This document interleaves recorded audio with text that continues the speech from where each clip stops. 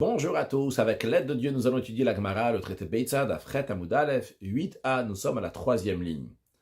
La Torah dit que si quelqu'un fait l'abattage rituel, la shrita, d'une bête sauvage comme le daim, l'antilope, le cerf, ou bien d'une volatile comme le coq, la poule ou un oiseau, il doit recouvrir le sang avec de la terre. Vechissa ou be'afar. Une deuxième chose, on sait que pendant Yom Tov, on a le droit de faire la shrita des animaux, des bêtes sauvages, des oiseaux qu'on veut manger pendant Yom Tov. Si quelqu'un a fait la shrita d'une bête sauvage ou d'une volatile pendant Yom Tov, il a le devoir de recouvrir le sang comme il doit le faire dans un jour de semaine. Maintenant, qu'est-ce qui se passe si quelqu'un n'a pas de terre pour recouvrir? On avait vu dans la Mishnah que Beth Shammai dit qu'il peut faire la shrita et il va creuser et il va recouvrir. Il a le droit de creuser, de faire de la terre meuble pour pouvoir couvrir ce sang.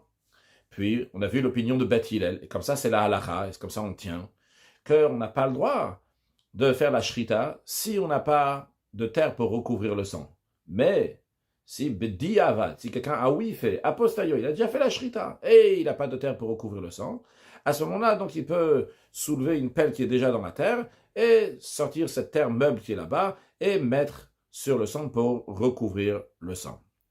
Et après que la Mishnah nous dit l'opinion de Beth Shammai et Beth Hillel, la Mishnah conclut avec les mots She'efer kira muchanu. Littéralement, c'est-à-dire car la cendre d'un fourneau est considérée comme prête à l'utilisation pendant Yom Tov. A priori, c'est incompréhensible. D'où débarque cette phrase après le débat en Beth Shammai et Beth Hillel, leur désaccord.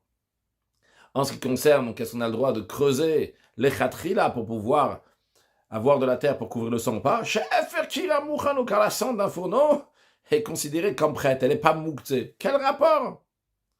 La Gemara demande, Efer Kira, la cendre de fourneau, Man Chashme, qui en a fait mention, littéralement Man Chashme, qui a mentionné son nom, qui a parlé de Efer Kira, la cendre d'un fourneau. Rashi, Man Chashme, qui a mentionné, qui en a fait mention des Kamar, pour qu'on va dire à la fin de la Mishnah, Shefer, car la cendre.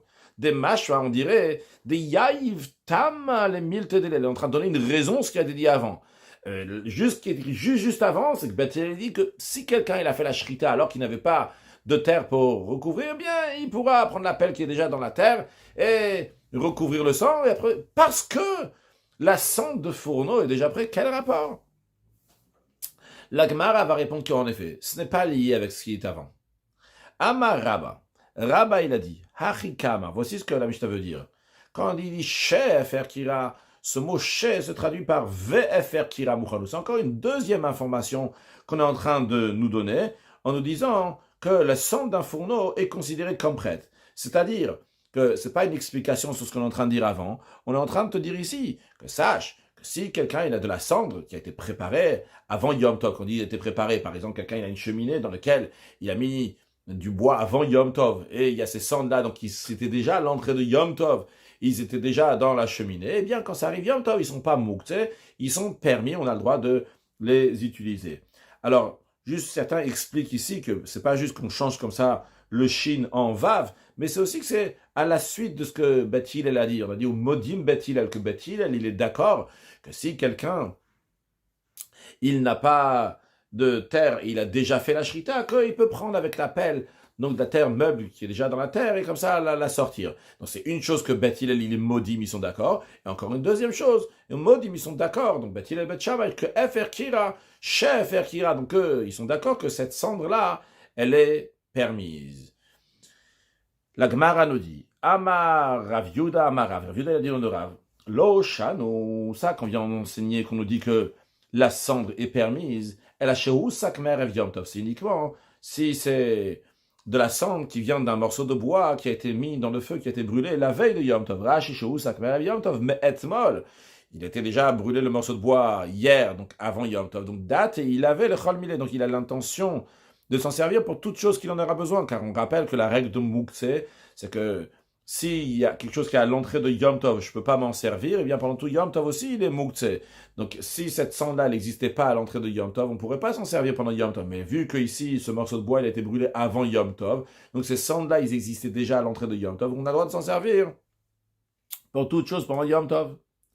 Avalousak Yom Tov, la Gemara nous dit, mais si ça a été brûlé pendant Yom Tov, ce morceau de bois, ça a fait descendre. Assour, c'est interdit de se servir de ces cendres-là pour recouvrir le sang. Raché, Valousak, Yom Tov. Dès les cas, on ne peut pas dire date, il avait mais étoile, on ne peut pas dire qu'il avait l'intention de ça. Déjà hier, vu que hier, il n'y avait pas ces cendres-là à l'entrée de Yom Tov, il ne pouvait pas y penser à ces cendres-là, ils n'existaient pas. Donc, Assour, c'est interdit. Maintenant, et si il a brûlé un morceau de bois pendant Yom Tov, et il reste des cendres, et ces cendres-là, il peut actuellement, maintenant, ils sont encore chaudes, et il peut faire cuire un œuf. Donc, est-ce que actuellement ces cendres-là, ils sont mouktsé ou pas? Non, ils sont pas mouktsé, parce qu'il peut s'en servir Yom Tov de manière qui est permise pendant Yom Tov, parce que pendant Yom Tov, on a le droit de cuire un œuf. Donc, il a le droit de cuire un œuf avec ces cendres-là. Donc, ces cendres ne sont pas mouktsé. Alors, s'il peut faire cuire un œuf avec, donc ces cendres ne sont pas mouktsé, eh bien, il peut s'en servir aussi pour autre chose. Rashi, moutar, c'est permis. Chez Shatan Grametzram, qui a encore des cendres qui sont chaudes, et il peut faire cuire un œuf. Moutar, c'est permis de les prendre pour recouvrir le sang. Pourquoi? De me'etmol, parce que hier, odam etzim, lorsqu'il était encore du bois hier, ayumuchanim le hesek, ils étaient prêts donc pour réchauffer, pour le brûler, ou le vachel, pour cuire, ou l'itzot, pour griller. Il est encore dans cette utilité, de la même manière qu'à l'entrée de Yom Tov, il y avait cette utilité de pouvoir l'utiliser pour faire cuire quelque chose avec ce bois-là. De la même manière aussi, c'est toujours utile, il a toujours la possibilité de faire cuire quelque chose maintenant avec ce bois qui est devenu en forme de cendre. Et vu que il est apte donc pour littéralement renverser quelque chose, pour faire cuire quelque chose, donc faire cuire, griller un œuf, eh bien chaque l'ennami, il peut aussi le prendre, ou manach la dame de le mettre sur le sang du moment où c'est pas mouktsé. C'est pas mouktsé pour faire un œuf, c'est pas mouktsé non plus pour recouvrir des cendres. La Gemara nous dit que cet enseignement de Rav Yehuda, de Rav, que c'est uniquement si ces cendres-là existaient déjà avant Yom Tov, et si ce n'est pas avant Yom Tov, on ne peut pas s'en servir, et que si c'est encore chaud, on peut s'en servir. On nous dit que Tanya Namiachi, on a aussi enseigné comme ça dans une braïta, ils ont dit que les cendres de fourneau sont considérées comme prêtes à servir pendant Yom Tov. Ils n'ont dit ça qu'à propos de la cendre d'un bois qui a été brûlé avant Yom Tov. Mais si c'est la cendre d'un bois qui a été brûlé pendant Yom Tov, c'est interdit. Et si la cendre est encore assez chaude pour qu'on puisse cuire un œuf, moutar, c'est permis. La Gemara continue, en disant là, la Braïta qui continue, si avant Yom Tov, quelqu'un il a fait rentrer de la terre dans son jardin, dans une ruine qui lui appartient. Donc il a mis un grand tas de terre là-bas. Mouta le chassadou, il a le droit pendant Yom Tov de prendre cette terre-là pour recouvrir le sang. Rashi ichnis afar arbe. Il a mis beaucoup de terre. On va voir dans un instant pourquoi. Dans un endroit, le tsar, ginato, pour le besoin de son jardin, le tsar chouvato, bien pour le besoin de sa ruine. Qu'est-ce qu'il va faire avec les shotran ben pour l'étaler, cette grande tas de terre? Il va aller l'étaler sur tout son jardin, sur toute sa ruine. Mouta le chasad bo, eh bien, pendant Yom Tov, il a le droit de recouvrir avec cette terre-là. Des cholzvan shoot savo, parce que tant que c'est en tas comme ça, date il avait le cholzokha. Il a l'intention de s'en servir pour tout ce qu'il a besoin, pas seulement pour mettre sur la terre de son jardin ou bien de sa ruine. C'est la raison pour laquelle c'est pas mouktsé, parce que mouktsé c'est quand tu n'as pas l'intention de t'en servir, tu ne veux pas tout d'un coup s'en servir pendant Yom Tov, mais quand il a mis ce tas de terre pour mettre sur son jardin, et bien tant qu'il n'a pas mis sur son jardin, il a l'intention aussi de s'en servir pour d'autres choses, donc il peut recouvrir avec. Amar Rav Yehuda, une autre règle qui ressemble à celle d'avant, mais qui est un peu différente. Machnis Adam lokupato afar voseba kotsoko. Un homme peut introduire, donc avant Yom Tov, le volume d'une caisse remplie de terre dans sa maison. Donc c'est pas ici beaucoup de terre, c'est un peu de terre qui fait rentrer donc chez lui à la maison. Il fait tout ce qu'il a besoin pendant Yom Tov avec cette terre. Rashi, Machis Adam lokupato afar, bistam. Ça en général, il les met dans un endroit. Donc il les met comme ça quelque part chez lui, on verra la précision dans l'instant, et il fait après tout ce qu'il veut avec. Quel est le chidouche ici? On ne dit pas que batla les gars karkabait. On ne dit pas, c'est juste une caisse ici. Il a mis sur le sol de chez lui à la maison. Avant, les sols, ils étaient en terre. Bon, s'il a mis sur le sol de la maison, ça fait partie du sol de la maison. Des autres, vu que c'est une petite quantité. Non, on ne dit pas que c'est une petite quantité et c'est pour ça que ça s'annule au sol de la maison. Il ne pourra pas l'utiliser pendant Yom Tov. Il pourra, oui, l'utiliser pendant Yom Tov.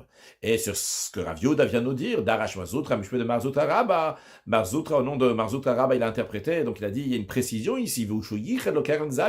Cette règle que Rav Yehuda, il a dit que même si tu as seulement un peu de terre que tu fais rentrer chez toi à la maison, eh bien tu peux t'en servir pour tout ce que tu veux. C'est uniquement s'il a réservé un emplacement pour stocké la terre, littéralement Karen Zavid, c'est dans un coin. Mais c'est qu'il a placé bien dans un endroit, c'est qu'il a été mis en tas. Le chidush ici, ce qui veut dire, c'est qu'il n'est pas répandu sur le sol. S'il a pris de la terre, une caisse de terre, il a rentré chez lui à la maison, il a mis partout sur le sol. Après, il ne peut pas prendre cette terre-là, parce qu'elle est devenue partie du sol. Il ne peut pas s'en servir. On ne peut pas dire date et il avait l'intention de s'en servir. Rachivu, chez Yichadla, Velo Shatra, qu'il n'a pas étalé de Moucha Milta, on voit clairement de l'Etzoka Kabaïla, que c'est pour ses besoins qu'il en a besoin. Et il parle d'une terre donc, qui est meuble, qui n'a pas besoin ni de creuser, qui n'a pas besoin ni d'écraser. Il y a juste besoin de préparer. La question ici, donc on dit préparer ici, sa question, est-ce que c'est mouktsé ou c'est pas mouktsé? Justement, on te dit que si cette terre-là, elle est sur le côté, elle n'est pas mouktsé, parce qu'il a réservé un emplacement et donc il a l'intention de s'en servir pour tout ce qu'il veut. Par contre, s'il a étalé sur le sol, alors à ce moment-là, elle est mouktsé, parce qu'il n'avait pas l'intention de s'en servir pour quelque chose d'autre. Et elle était faite pour rester sur le sol. Donc, qu'est-ce qu'on a vu ici? On a vu l'enseignement, que je dirais, de la Braïta, donc c'est un enseignement qui est général, et qui dit que si quelqu'un il a mis un tas de terre chez lui à la maison, il a le droit, pas dans sa maison, il a mis pour son jardin, ou pour sa ruine, il y a un grand tas de terre, il a le droit de l'utiliser pendant Yom Tov pour recouvrir le sang, et Rav Yehuda dit que c'est un petit tas de terre qu'il a mis chez lui dans la maison, et il a mis un emplacement particulier, il peut l'utiliser pour faire le Kisui Adam, pour recouvrir le sang. Et la Gemara maintenant va demander une question sur Rav Yehuda, sur l'enseignement de Rav Yehuda, que quelqu'un peut mettre un tas de terre chez lui à la maison dans un endroit spécifique et il s'en sert pour ce qu'il veut. Avant de voir la question, juste mentionnons, il y a un animal, je ne sais pas si je dois dire un animal ou une bête sauvage justement, parce que on a un doute, est-ce que c'est un animal ou une bête sauvage? C'est le koi.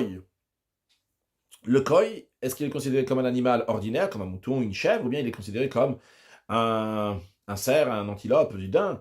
Et il y a des conséquences à l'arique, parce que la Torah dit de recouvrir le sang uniquement lorsqu'il s'agit d'une bête sauvage. Mais si ce n'est pas une bête sauvage, il n'y a pas besoin de recouvrir le sang.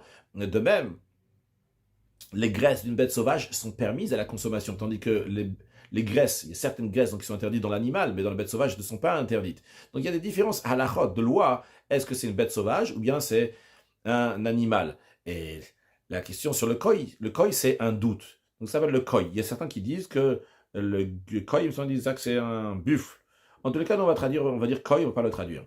Meïtiv et la Gemara donne une question sur l'enseignement de Rav Yehuda de la Mishnah suivante. Donc on va se rappeler de cette question, vu que ça va revenir après, dans la suite, dans le prochain cours, la question de la Mishnah sur Rav Yehuda. C'est quoi la Mishnah? Koi. Rashi nous dit que koi, ça fait kraya, ça fait beima. C'est un animal qu'on a un doute. Est-ce qu'il est une chaya, une bête sauvage, ou bien qu'il est une beima, un animal ordinaire? Donc, première clause de la Mishnah qui nous dit que ce koi-là, on n'a pas le droit de la battre pendant Yom Tov. Deuxième clause de la Mishnah qui nous dit im shrato, si on l'a battu, on n'a pas le droit de recouvrir son sang. En effet, si ce koi-là, c'est un animal ordinaire, on n'a pas le droit de recouvrir son sang pendant Yom Tov, parce que tu n'as pas le droit de prendre de la terre pendant Yom Tov, cette terre-là qui est mouktsé, pour quelque chose que tu n'as pas besoin de vraiment de recouvrir son sang. Si, il fallait recouvrir son sang, donc la terre, elle n'est pas mouktsé, elle est destinée aussi pour couvrir le sang de cet animal. Mais là, ce koi-là, peut-être c'est un animal, c'est pas une bête sauvage. Si c'est un animal ordinaire, pas une bête sauvage, tu n'as pas le droit de recouvrir ce sang-là, donc tu n'as pas le droit d'avoir recours à cette terre, de prendre cette terre-là. Cette terre-là, elle est mouktsé, tu ne veux pas l'utiliser pour recouvrir le sang du koi, qui est peut-être un animal ordinaire. Mais encore plus que ça, tu ne peux même pas lui faire la shrita. Pourquoi? Parce que si tu veux faire la shrita, c'est vrai que si peut-être c'est une bête sauvage, tu devrais recouvrir le sang. Mais la deuxième clause de la Mishnah nous dit que tu n'as pas le droit de recouvrir son sang. Maintenant, imagine-toi que toi, tu as fait la shrita du koi et que le koi, c'est oui, une bête sauvage. Est-ce que tu as le droit de recouvrir son sang? Tu devrais le faire. Mais concrètement, tu ne pourrais pas le faire parce qu'on a un doute. C'est la raison pour laquelle, quand on te dit tu n'as pas le droit de faire la shrita de ce koi, sur le texte de Rashi, on ne fait pas la shrita pendant Yom Tov. Pourquoi? Parce que peut-être c'est une bête sauvage. Et donc, tu dois recouvrir le sang. Mais tu n'as pas le droit de recouvrir le sang du koi, que des katanes, comme l'enseigné dans la deuxième clause d'Amishta, que la deuxième clause te dit, hey, tu sais, même si tu as battu le koi, tu n'as pas le droit de recouvrir. Pourquoi? Parce que peut-être c'est un animal. Donc on a un doute. Si c'est une bête sauvage, tu dois le recouvrir. Mais on te dit, tu n'as pas le droit de recouvrir le koi, son sang. Pourquoi? Parce que peut-être c'est une beima, c'est un animal. Et si c'est un animal, peut-être c'est un animal. Il n'y a pas la mitzvah de recouvrir le sang. Tu ne peux pas prendre de la terre pour recouvrir du sang. Si c'est le sang d'un animal, cette terre-là serait moukse. C'est ce que la Mishnah nous dit.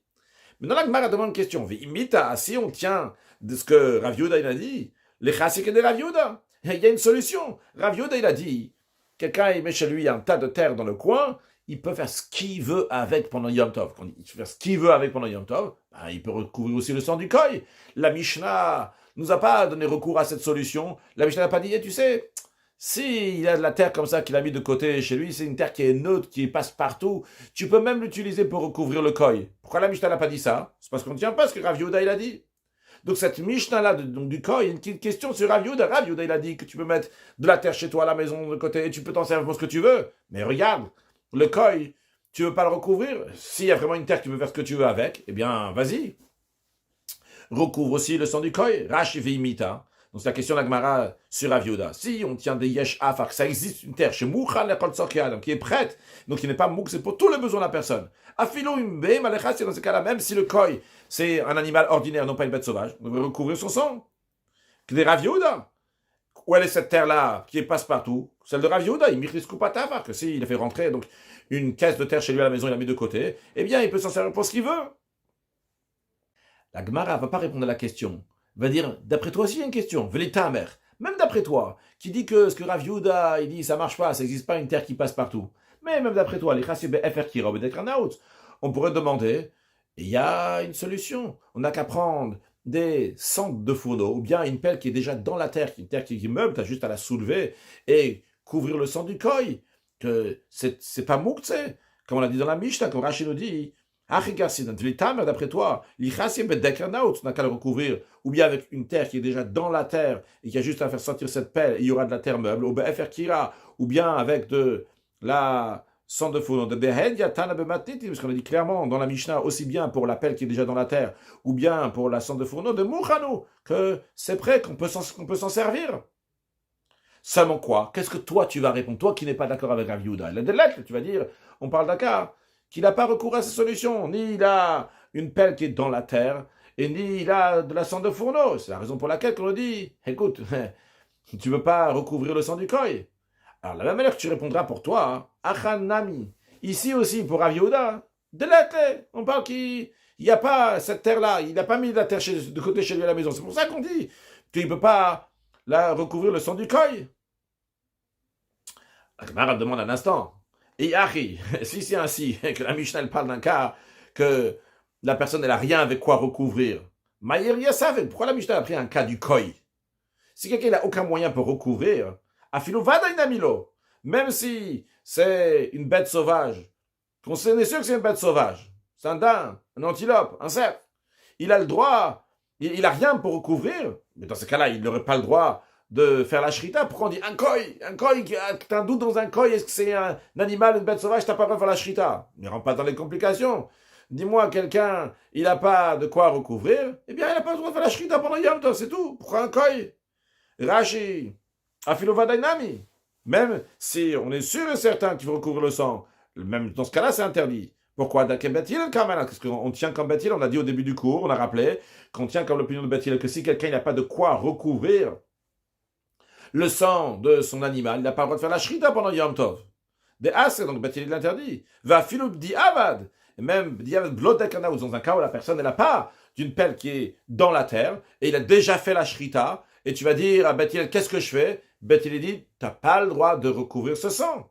Donc pourquoi on a besoin de dire, on parle d'un cas du koy, qu'il n'a pas de quoi recouvrir. Le koy, il n'a pas le droit de quoi recouvrir, il n'a pas le droit de faire la shrita. Et même s'il avait la shrita, il n'a pas le droit de recouvrir. On aurait pu dire, tout simplement, une bête sauvage ordinaire, que la personne a fait la shrita, il n'a pas de quoi recouvrir, il n'a pas le droit de recouvrir.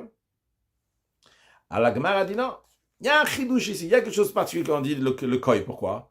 L'omibaya kamar. La Mishnah est formulée dans la mode, non seulement, ça veut dire pas seulement, l'omibaya vadaï de l'ishrot. Non, par contre, c'est évident que si quelqu'un il a un animal qui est vadaï, que c'est certain qu'il doit recouvrir son sang. C'est par exemple une antilope. C'est sûr et certain qu'il doit recouvrir le sang. C'est sûr que s'il n'a pas de quoi recouvrir, il n'a pas le droit de faire la shrita. Aval safek, mais le koy, que j'ai un doute, est-ce que je dois recouvrir le sang ou pas? J'aurais dit, tu sais quoi, Michou Simchat Yom Tov, il faut faire la fête de Yom Tov, faut être réjoui pendant Yom Tov, j'ai rien d'autre, je veux pas manger de viande, allez, je vais faire un koi, l'ishrot, je vais faire la shrita. C'est vrai que j'ai pas de quoi recouvrir, voilà le chassier, je vais pas recouvrir, de toute façon, de toute façon, c'est un doute. Le koi, je vais faire la shrita, même si j'ai pas de quoi recouvrir. C'est le vadaï, celui qui doit, c'est sûr que je dois recouvrir le sang, c'est sûr que je n'ai pas le droit de faire la shrita, parce que je vais pas pouvoir recouvrir le sang. Mais le koi, c'est vrai que je vais pas pouvoir recouvrir son sang, mais lui, de toute façon, c'est un doute. Et Yassim Kat Yom Tov, ça pèse quand même. Et justement, Kamash Malan, c'est ça le chidouche de cette Mishnah qui te dit non. Même le koi, c'est un doute, est-ce que tu dois recouvrir son sang ou pas? T'as pas de quoi recouvrir, et t'as Simchat Yom Tov d'un autre côté, malgré cela, on te dit non, non, non. Tu touches pas le koi, tu mangeras pas de koi pendant Yom Tov, tu n'auras pas Simchat Yom Tov si t'as pas de terre pour le recouvrir. Bon, tu auras Simchat Yom Tov par un autre moyen. Rashi lomi baya kamar, hadenakat koi. Donc Rashi l'explique. Ça que la Mishnah a pris l'exemple du koi, en shochat, il n'a pas refait la shrita, kol sheken chaya gmura. À plus forte raison, une bête sauvage qu'on est sûr que c'est une bête sauvage, Atouna Kisui, qu'on doit recouvrir son sang. Voeno Yachol, et qu'il ne peut pas recouvrir, c'est sûr qu'il n'a pas encore fait la shrita. Pourquoi il dit un koi? Les rebouta shouin un koi. On dirait un chidouche, t'as dit koi. Velomi baya. Et inutile de dire, il n'y a pas besoin de dire, c'est vada, c'est sûr qu'il doit recouvrir le sang. Ok, on aurait pu bien s'en sortir, mais on va continuer encore quelques lignes d'Afret à Moudbet. La Gemara dit non, non, non, non. Non, ça marche pas ce que tu dis. Donc on rejette définitivement cette explication-là, et on verra dans la troisième ligne une nouvelle explication qu'on discutera dans le prochain cours. La Gemara dit un instant, katane seifa. Pourtant, dans la seifa, dans la deuxième clause de la Mishnah, on dit ve'im shrato. S'il a fait la shrita, en mechasin damo, on ne recouvre pas son sang. Miklal, on déduit de là. Mais de idlas, qu'on parle de quelqu'un qui a la possibilité de recouvrir le sang. Parce que la Mishnah n'aurait pas dû dire qu'on parle ici donc d'un koi et que t'as plus quoi, tu peux pas le recouvrir. Et si tu as fait la shrita, tu vas pas recouvrir. Comme Rashi nous l'explique. C'est-à-dire, ok, ça on peut comprendre. La première clause de la Mishnah. Il en a besoin. Comme tu l'as dit, on va pas dire, ah, Yom Tov, la joie de Yom Tov, Rashi dit ici, donc le respect de Yom Tov. On va vers le koi bloqué, même sans recouvrir le sang. Ok, dans la Reisha, dans la première clause, on peut s'en sortir comme tu as expliqué jusqu'à présent. Mais la Seifa, mais la deuxième clause, des katanes qu'on dit en bechasin, on dit il ne recouvre pas le sang. Si cette personne elle n'a rien, elle n'a pas de quoi recouvrir avec. Qu'est-ce qu'on a besoin de dire? Que si tu as fait la shrita, tu ne vas pas le recouvrir. Mais de toute façon, tu me dis que tu n'as rien avec quoi recouvrir. Ashta, maintenant, vadaï el mechasin. Si ce sera un vadaï, c'est un qui est, on est sûr et certain qu'il faut recouvrir, et tu n'as pas de quoi recouvrir. Tu ne vas pas le recouvrir. Ça fait que mes bayak, tu as besoin de me dire maintenant, tu sais, j'ai un grand chidouche à te dire. Le koi, si tu as fait la shrita pendant Yom Tov, tu n'as pas de quoi le recouvrir, eh bien, tu ne recouvres pas. Non, on ne peut pas dire ça. Il n'y a aucun chidouche dans ça, de dire que le koi, si tu as fait la shrita, tu n'as pas de recouvrir, tu ne recouvres pas. On sait déjà, même si le vadaï que tu dois recouvrir, tu n'as pas de quoi recouvrir, tu ne vas pas le recouvrir. Elle a, donc on est obligé de dire Shvami dans la B'de'itle. On parle ici d'un cas qu'il a oui de quoi recouvrir. Et la raison pourquoi on prend le koi, c'est pas juste comme ça pour te dire l'omi baya, même le koi, non. On parle ici d'un cas que quelqu'un il a oui de quoi recouvrir. Et la Mishnah te dit, sache que si tu dois recouvrir, bien sûr tu dois recouvrir. Mais la Shmeina, le chidouche de la Mishnah pour dire de ça fait clos. Il vient justement nous dire que quand tu as un doute, quand c'est un koi, tu ne sais pas si tu dois recouvrir ou pas, eh bien là, il ne faut pas recouvrir. Donc, en d'autres mots, le fait qu'on a ramené donc cette deuxième clause nous éclaire les yeux et nous dit, non, on ne peut pas dire ici que la Mishnah a été enseignée de manière de l'omibaya, de dire, ah, non, parlons pas qu'un vadaï, tu n'as pas le droit de faire la shrita, mais même le koi, tu n'as pas le droit de faire la shrita parce que tu n'as pas de tout recouvrir. Non, c'est sûr que ce n'est pas ça l'obchat, parce que dans la deuxième clause, on te dit que si tu as fait la shrita, tu as de quoi recouvrir, eh bien, quand même, tu n'as pas le droit de le recouvrir.